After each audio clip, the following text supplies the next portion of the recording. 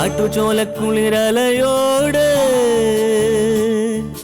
കാറ്റു പറഞ്ഞൊരു കഥയാണീ.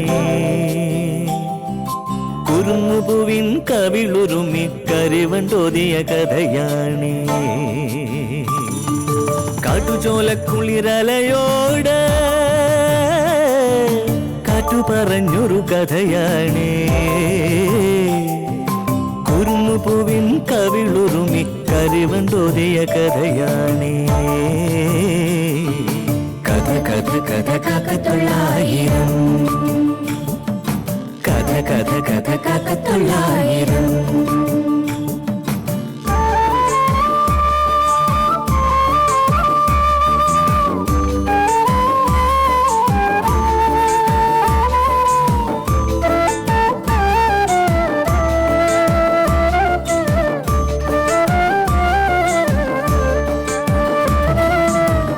കടലിന്റെ തീരത്ത്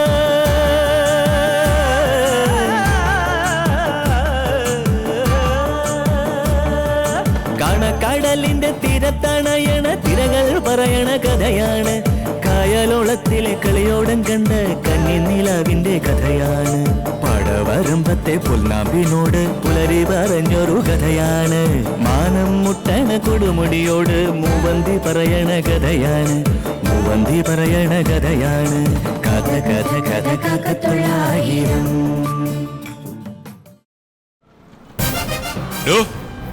എന്താ എന്താ ആരാ ആരാ ആ ആ പേര് പറയടൂ.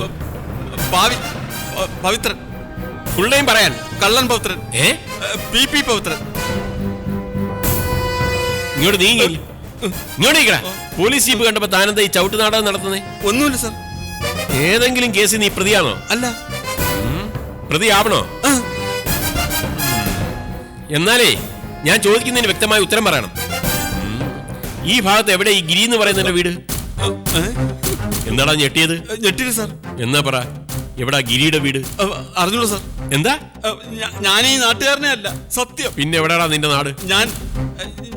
ഞാൻ ബംഗാളിൽ നിന്ന് ഒരു അന്യ സംസ്ഥാന തൊഴിലാളിയാ. മലയാളം നഹീം. ഓഹോ, ഒട്ടും മലയാളം അറിയില്ല? ഇല്ല സാർ. അടിച്ചതിനെ നീ ഇവിടുത്തുകാരനല്ലടാ? ആണേ. എന്നാ പറ, എവിടാ ഗിരിയുടെ വീട്? അമ്മയാണ്. എനിക്ക് ഈ പറഞ്ഞ ഗിരിയായിട്ട് യാതൊരു ബന്ധവുമില്ല. വീട് വേണോ ഈ പറഞ്ഞുതരാം. നേരെ പോയി അടുത്ത വളവ് കഴിഞ്ഞൊരു കലുകൊണ്ട് അതിനപ്പുറത്തുള്ള മൂന്നാമത്തെ വീടാ. സത്യമാണോ? നേരെ പോയാ മതി. എന്നാ ഞാൻ പോട്ടെ സാറേ. ഇങ്ങോട്ട് വാടാ. അതെ, വിശ്വാസക്കുറവുണ്ട്. അതുകൊണ്ട് നീ എന്റെ കൂടെ അവിടെ ആ വീടൊന്ന് കാണിച്ചതാ. ഞാൻ പോയിട്ട് പിന്നെ വരാം സാറേ. കേരള വണ്ടി കേറി ഇതാ കേറി.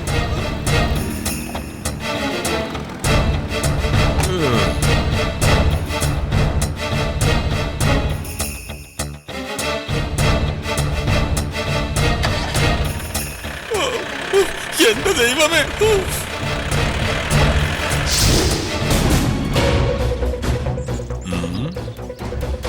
ഇത് തന്നെയാണോടാ വീട്? അല്ല സാറേ, ഇതിന്റെ അപ്പുറത്താ. പിന്നെ ഇതാണെന്ന് നീ പറഞ്ഞതോ? ഇത് തന്നെ.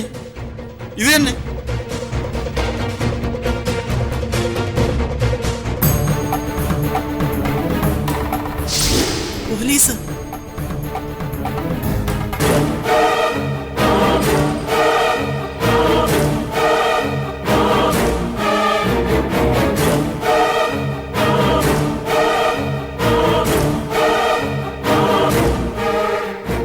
എന്നാ സാറേ ഞാൻ പൊക്കോട്ടെ, വീട് കാണിച്ചെന്നല്ലോ. ശരി ശരി. ചേട്ടാ, ഇതെവിടെ പോവാ? ചേട്ടനോ? പവിത്രേട്ടാ, ഒന്ന് നിന്നേ.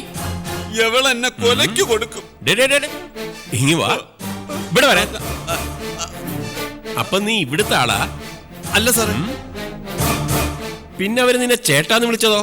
എന്നെ അല്ല, ചിലപ്പോ സാറിനെ ആയിരിക്കും.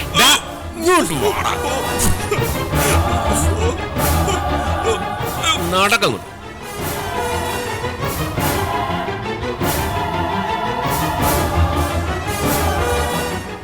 ഇയാളെ നിങ്ങൾ അറിയൂ?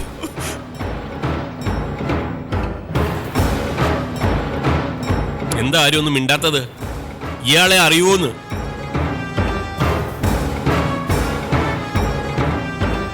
സാറേ, ഇത് ചേച്ചിയുടെ ഭർത്താവാണ്. അന്നോടാ ആ എന്റെ ഭർത്താവാ സാറേ. ശരിയാ സാറേ, ഞാൻ അതങ്ങ് മറന്നുപോയി. കണ്ടപ്പോഴേ തോന്നി നീ ആള് ശരിയല്ലാന്ന്. നിന്റെ മറവി ഞാൻ മാറ്റി തരുന്നുണ്ട്. ഞാൻ വന്നതേ ഒരു വിവരം അറിയാൻ വേണ്ടിയാ. മുഖവരെ ഒന്നും ഇല്ലാതെ ചോദിക്കുക, ഗംഗ ഇവിടെ വന്നിരുന്നോ? ഞാൻ ചോദിച്ചത് മലയാളത്തിലാണ്, സത്യം പറഞ്ഞോണം. ഗംഗ ഇവിടെ വന്നിരുന്നോ? ഇല്ല, വന്നു. അതെന്താ അങ്ങനെ ഒരു ഉത്തരം? വന്നെന്നും ഇല്ലെന്നും.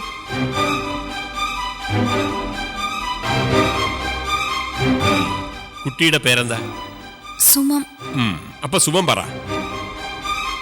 എന്റെ ചോദ്യത്തിന് കൃത്യമായ ഒരു മറുപടി കിട്ടണമല്ലോ. ഗംഗ ഇവിടെ വന്നിരുന്നോ? വന്നു സാറേ. അതറിഞ്ഞാ മതി. ഗിരിയുടെ അമ്മയായിരിക്കും. ഇങ്ങോട്ടൊന്ന് മാറി നിന്നാട്ടെ, എനിക്ക് ചില കാര്യങ്ങൾ അറിയണം.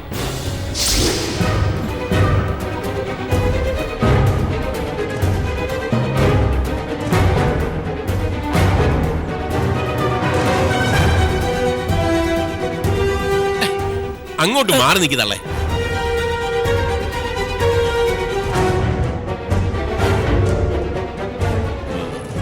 മോൻ സ്ഥലത്തില്ലല്ലേ?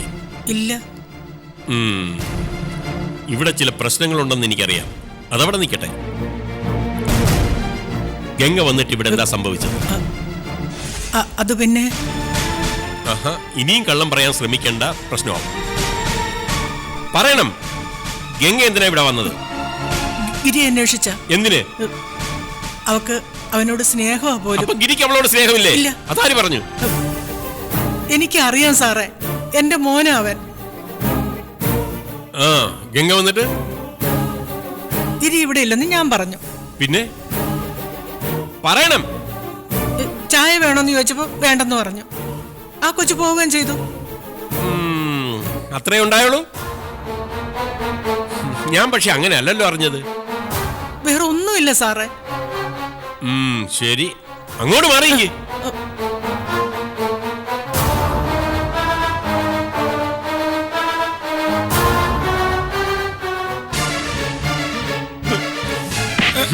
ഗിരിയുടെ സിസ്റ്റർ ആയിരിക്കും.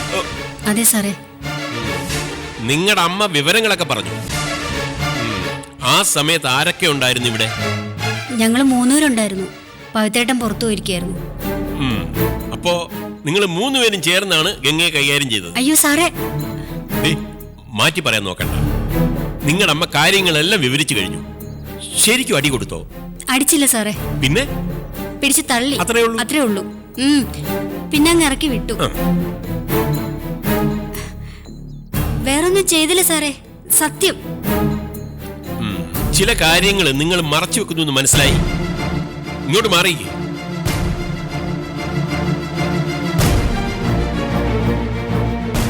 ഞാൻ ഈ പരിസരത്തൊന്നും ഇല്ലായിരുന്നു സാറേ.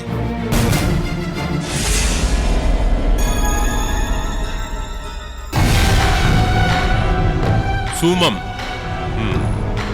മോള് സത്യമേ പറയുന്നു എനിക്കറിയാം. സത്യമേ പറയാവൂ.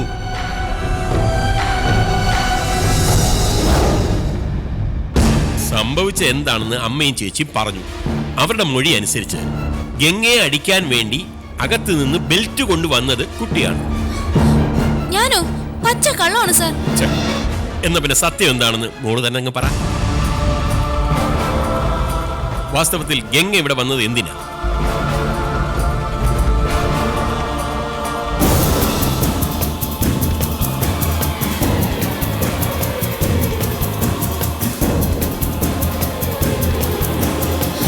അഭയം തേടി വന്നതാണ്.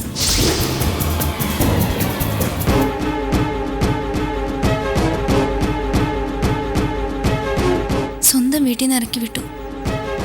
പോകാൻ മറ്റൊരിടയില്ല.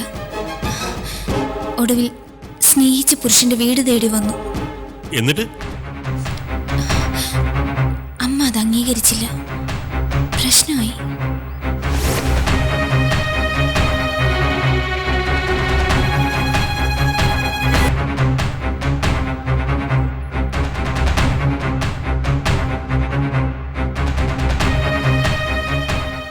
പ്രശ്നമെന്ന് വെച്ചാ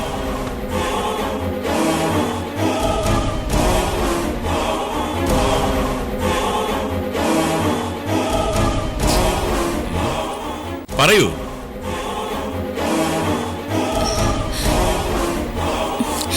അമ്മയും ചേച്ചിയും കൂടി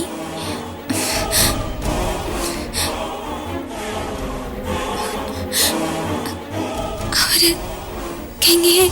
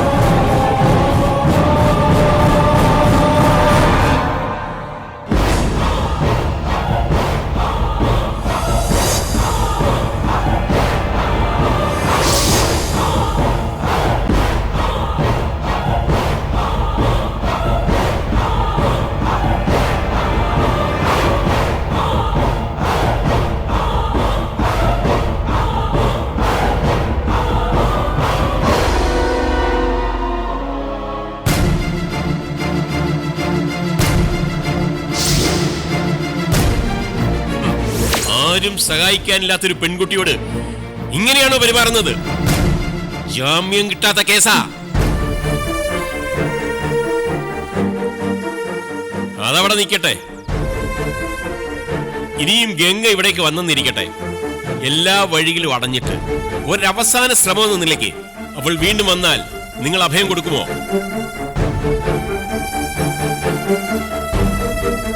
മറുപടി കിട്ടാൻ വേണ്ടിയാ ഞാൻ ചോദിച്ചത്. ഗംഗ വന്നാൽ അവളെ ഈ വീട്ടിൽ കയറ്റുമോ നിങ്ങള്? സാർ പറഞ്ഞാല് അതുപോലെ ചെയ്യാം. എങ്കിൽ ഞാൻ പറയുന്നു, അവളെ ഈ പടി കയറ്റാൻ പാടില്ല.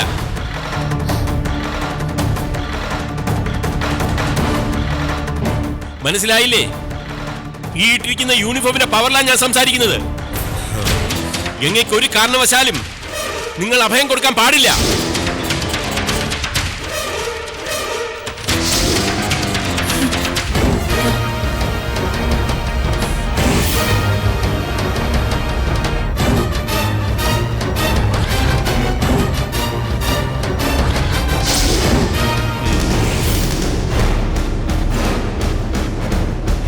ഞാൻ അവളുടെ ബന്ധുവാണെന്ന് കൂട്ടിക്കും.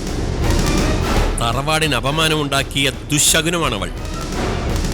സ്വന്തം തന്തയുടെ മരണത്തിന് ഉത്തരവാദി. അങ്ങനെയുള്ള നാശത്തിനെ ഇവിടെ കയറ്റുകയോ സംരക്ഷിക്കുകയോ ചെയ്താൽ എല്ലാത്തിനെയും തൂക്കി ഞാൻ അകത്തിടും. അതിനുള്ള വകുപ്പറിയാം ഈ ബാഹുലേന്. പക്ഷേ സാർ, ഒരു പക്ഷേയുമില്ല. കൊച്ചിന്റെ സഹതാപമൊക്കെ നല്ലതാ, പക്ഷെ ഗംഗയോട് വേണ്ട. എന്തെങ്കിലും സിമ്പതി കാണിക്കുമെന്ന് ഞാൻ അറിഞ്ഞാൽ പ്രശ്നമാവും. ഓർത്തോ? ഒരിക്കൽ കൂടെ പറയാം. എന്ത് സാഹചര്യം ഉണ്ടായാലും ഗംഗയ്ക്ക് യാതൊരു സഹായവും ചെയ്തു കൊടുക്കരുത്. ഇവിടെ കാലുകുത്താനും സമ്മതിക്കരുത്.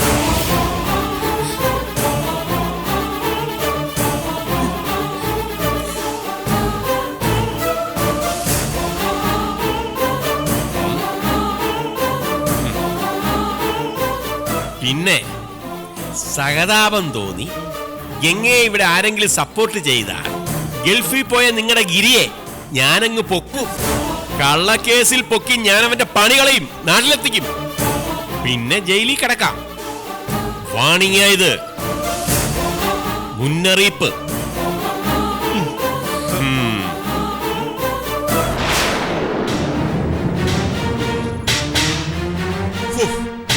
ഒരു കരിക്കിട്ട് കൊടുക്കാൻ മറന്നു. ഇപ്പൊ എന്ത് പറയുന്നു? ദൈവം നമ്മുടെ കൂടെയാ സുലോചനെ. സമാധാനമായി. അവക്ക് 2 എണ്ണം കൂടെ കൊടുത്ത് വിടേണ്ടതായിരുന്നു. ഡേ, കേട്ടല്ലോ SI സാറ് പറഞ്ഞിട്ട് പോയത്. നിന്റെ കള്ളസാക്ഷി കേട്ട് പോലീസ് ഞങ്ങളെ മൂക്കി കയറ്റുമെന്ന് വിചാരിച്ചോ? ഇനി ഞാൻ പറയുന്നത് കേട്ട് ഇവിടെ അടങ്ങി ഒതുങ്ങി കഴിഞ്ഞോണം. ആ അല്ലെങ്കിൽ ഒരുത്തി അടിച്ചിറക്കി വിട്ടില്ലേ, ആ ഗതിയായിരിക്കും നിനക്കും.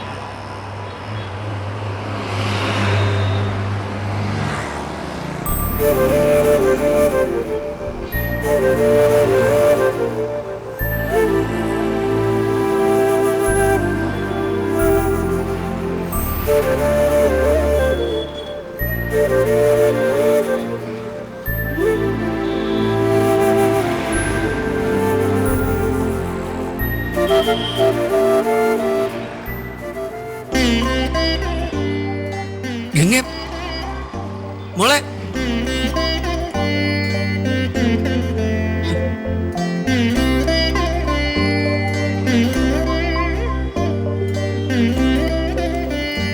ഗംഗ മോളെ.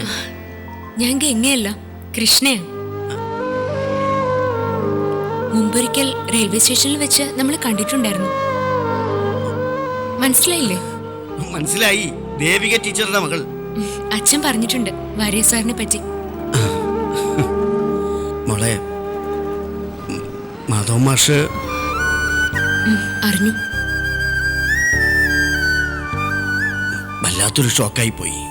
അമ്മയ്ക്കൊന്ന് വരണമെന്നുണ്ടായിരുന്നു. പുറപ്പെടാൻ ഒരുങ്ങിയതാ, ഞാനാ തടസ്സം പറഞ്ഞത്. വരാതിരുന്നത് നന്നായി. കാരണം അത്രയ്ക്ക് സുഖകരമായിരുന്നില്ല അവിടുത്തെ കാര്യങ്ങൾ. പിന്നെ പറയാനാണെങ്കിൽ ഒരുപാടുണ്ട്. എന്തായാലും കണ്ടില്ലേ, സാർ ഞങ്ങളുടെ വീട്ടിലേക്കൊന്ന് വരണം. അയ്യോ മോളെ, ഇപ്പോ ഞാൻ ഒരു അത്യാവശ്യ കാര്യത്തിന് വന്നതാ. അതിനെന്താ, ഒന്ന് കേറിയിട്ട് പോവാലോ. അച്ഛൻ്റെ അടുത്ത സ്നേഹിതനായിരുന്ന ആളല്ലേ, അമ്മയൊന്ന് കാണുകയും ചെയ്യാലോ. പോവാമോ? ഞാനിനി എന്തു പറയാനാ? Auto auto.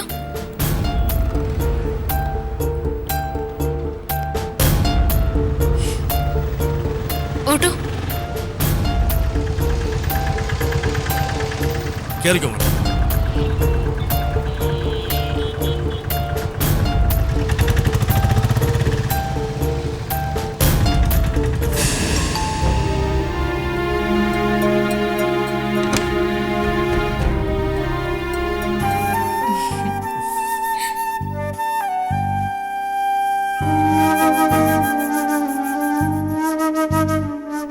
അമ്മേ, ഇതാ അച്ഛൻ പറഞ്ഞിട്ടുള്ള വാര്യർ സാറ്. നമസ്കാരം. നമസ്കാരം. അകത്തേക്ക് വരാം.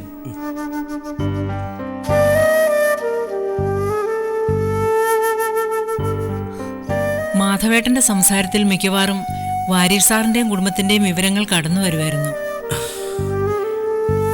അത്ര അടുപ്പമായിരുന്നു ഞങ്ങൾ തമ്മിൽ.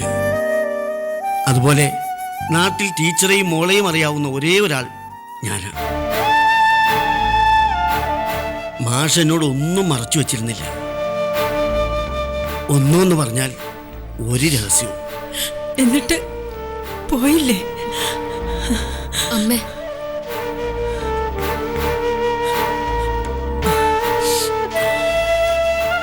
വിധി എന്ന് കരുതി സമാധാനിക്കല്ലാതെ എന്ത് ചെയ്യാനാ? എല്ലാം ഉള്ളിലൊതുക്കിക്കൊണ്ട് നടന്നിട്ട് മറ്റുള്ളവരെ ആശ്വസിപ്പിച്ചു. എങ്ങനെയാ ആ മനുഷ്യൻ സ്വയം സമാധാനിക്കുന്നതെന്ന് ഞാൻ ചിന്തിച്ചിട്ടുണ്ട്. ആ മനസ്സിൽ പക്ഷെ സമാധാനമായിരുന്നില്ല. ചാരം മൂടിയ കനലുപോലെ അങ്ങനെ നടന്നു. എന്നിട്ടൊടുവിൽ ഈശ്വരൻ ചതിച്ചത് എന്റെ മോളെയാ. ഈ പ്രായം വരെ അച്ഛനെ കാണിച്ചു കൊടുത്തില്ല. എന്നിട്ട് കണ്ടപ്പോഴോ കൊതി തീരും മുമ്പേ പിടിച്ചു പറിച്ചു കൊണ്ടുപോയി കളഞ്ഞു. അമ്മേ, വലിയ അതിക്രമമാ ഗംഗ കാണിച്ചത്. എന്നാലും മാഷിന് ആശ്വസിക്കാമായിരുന്നു. ഒരു മോൾ ഇവിടെയും ഉണ്ടെന്ന്. എന്താ അത് ഓർക്കാതെ പോയത്? മനുഷ്യ മനസ്സിന്റെ കാര്യമല്ലേ? ആർക്കറിയാം ഏതൊക്കെ വഴിയിലൂടെയാ അത് പോകുന്നതെന്ന്. സാറിന് കുടിക്കാൻ എന്താ എടുക്കണ്ടേ? ഇന്നതിന്നെ വേണമെന്നില്ല, എന്തു ആവാം. എന്നാ ചായ ഇടട്ടെ? പഞ്ചസാര ഉപയോഗിക്കാമോ സാർ? പ്രശ്നമില്ല. ആ പിന്നെ ഈ സാറെന്നുള്ള വിളി വേണ്ട മോളെ. മാധവ മാഷിന്റെ മോൾ അങ്ങനെ വിളിക്കുമ്പോ എന്തോ ഒരു വല്ലായ്മ. ഗംഗ എന്നെ അങ്കിളെന്നാ വിളിച്ചിരുന്നത്.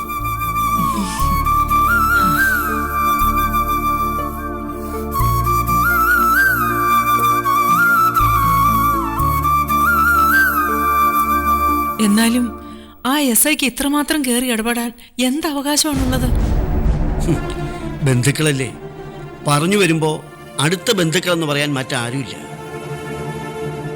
ശരിക്കും ഗംഗയുടെ ഇപ്പോഴത്തെ അവസ്ഥ എന്താ അങ്കിൾ?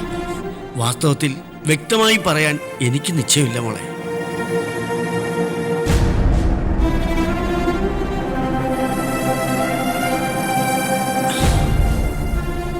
വേണമെങ്കിൽ എന്റെ വീട്ടിലേക്ക് ഗംഗയെ വിളിച്ചോണ്ട് പോകാമായിരുന്നു. രുക്മിണിക്കും ഉമ്മയ്ക്കും അതിൽ സന്തോഷമേ ഉള്ളൂ. SI ബാഹുലേനെ ഞാനെന്തിനു ഭയപ്പെടണം? അങ്ങനെ ചെയ്യാതിരുന്നത് ഗീതയെ ഓർത്തിട്ടാ. ഞാൻ ഗംഗയ്ക്ക് അഭയം കൊടുത്താൽ അതിൻ്റെ ദോഷഫലം ഗീതയ്ക്ക് അനുഭവിക്കേണ്ടി വരും. ഭർത്താവും അയാളുടെ അച്ഛനും അമ്മയും കൂടി ആ കുട്ടിയെ വല്ലാതെ ഒറ്റപ്പെടുത്തും, ഉപദ്രവിക്കും. ഇപ്പൊ തന്നെ അതിൻ്റെ കാര്യം വലിയ കഷ്ടമാണ്. ഗംഗയെ സഹായിച്ചിട്ട് ഗീതയ്ക്ക് കൂടുതൽ ദുരിതം സമ്മാനിക്കാൻ വയ്യ. അതും മാധവ മാഷിന്റെ മോള് തന്നെയല്ലേ?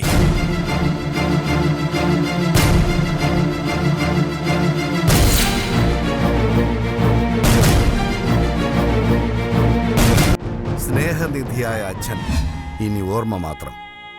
ഓർമ്മകളുടെ താളം തെറ്റിയ അമ്മ മുമ്പിലൊരു നൊമ്പരക്കാഴ്ച.